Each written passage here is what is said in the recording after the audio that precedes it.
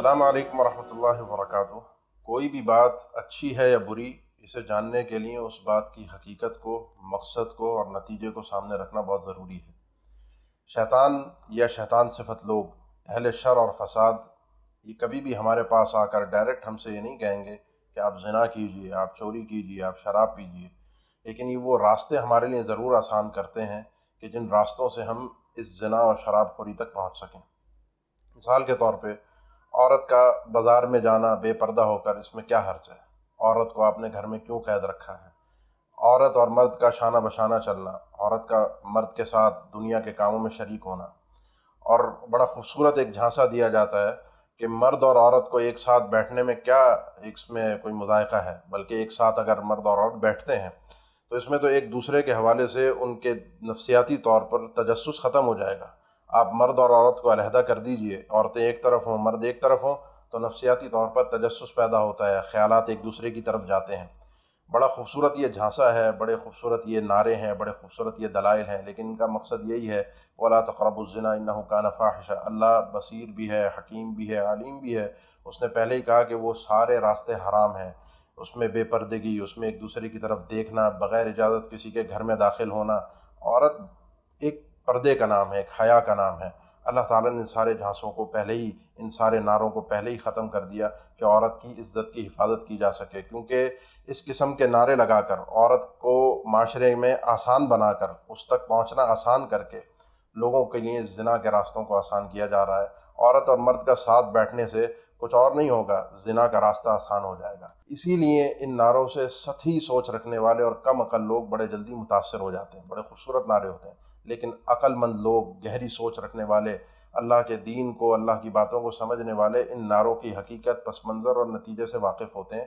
اسی لیے وہ سمجھا رہے ہوتے ہیں کہ یہ نعرہ حقیقت میں نعرہ نہیں ہے، یہ نعرہ ہمیں کہیں اور لے کے جا رہا ہے۔ ایک دانا نے بڑی خوبصورت بات کہی کہ یہ لوگ جو عورت کی آزادی کا نعرہ لگاتے ہیں، ان کو عورت کی آزادی مقصود نہیں ہے، یہ تو وہ بھیڑیے قسم کے مرد ہیں جو عورت تک آزادی کے ساتھ پہنچنا چاہتے ہیں۔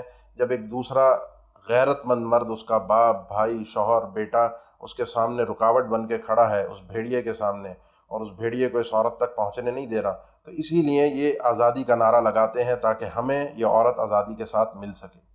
بڑی خوبصورت بات ایک اور دانا نے کہی کہ عورت جانتی نہیں ہے، عورت کو اگر اللہ تعالیٰ 5 منٹ کے لیے وہ سوچ، وہ نظر، وہ عقل دے دے جو اللہ نے مرد کو دی ہے 5 منٹ کے لیے، تو عورت جان جائے گی کہ اللہ تعالیٰ نے اس کے لیے سارے احکامات کیوں رکھے ہیں، عورت کو مرد سے اس انداز میں اللہ نے کیوں جدا رکھا ہے۔ اس میں عورت کا ہی فائدہ ہے، عورت کے لیے ہی اس میں حکمت ہے۔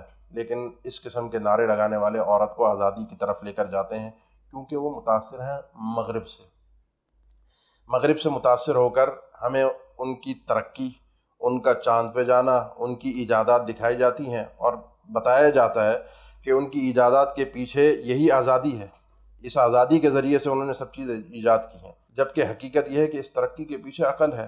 آپ اپنے ہاں ٹیلنٹ کو عزت دیں، آپ اپنے ہاں عقل کو عزت دیں، آپ ایجادات کریں، لیکن ان ایجادات کے پیچھے ان کے انداز میں کھانا کھانا، ان کے انداز میں چلنا، ان کے انداز میں بات کرنا، ان کی طرح سے کپڑے پہن کر اپنے آپ کو یہ سمجھ لینا کہ ہم بھی ترقی یافتہ قوم شمار ہوں گے، یہ سوائے ایک جہالت اور بے وقوفی کے کچھ نہیں۔ اس قسم کے جھانسوں سے انسان ایسا بے وقوف ہی بن سکتا ہے، ورنہ ترقی ضرور کیجئے، ان کی طرح، جانوروں کی طرح زندگی گزارنے کی کوشش انسان نہ کرے۔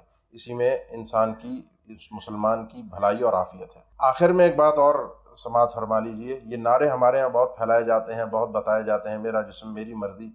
ہم اس وقت مسلمان کمزور لوگ ہیں، ہمیں بڑا دقیانوس بتا کر پیش کیا جاتا ہے، بڑا ایک قدامت پسند پیش کر دیا گیا ہے، جیسے ہمیں معاشرے میں اٹھنے بیٹھنے کی تمیز نہیں ہے، ہم تو کچھ جانتے ہی نہیں ہیں معاشرے کے حوالے سے۔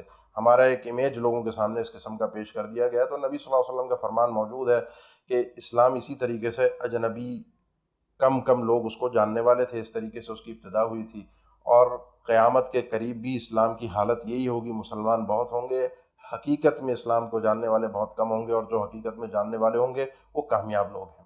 تو یہ جو نعرے ہیں، میرا جسم میری مرضی، ہماری مرضی، پھر بھی اللہ نے ہمیں اس دنیا میں کچھ نہ کچھ مرضی ہمارے جسم پر دی ہے، ہمارا اختیار ہے، اور یہ اختیار بعض اوقات ہم بے بس ہو جاتے ہیں اس کو چلانے میں۔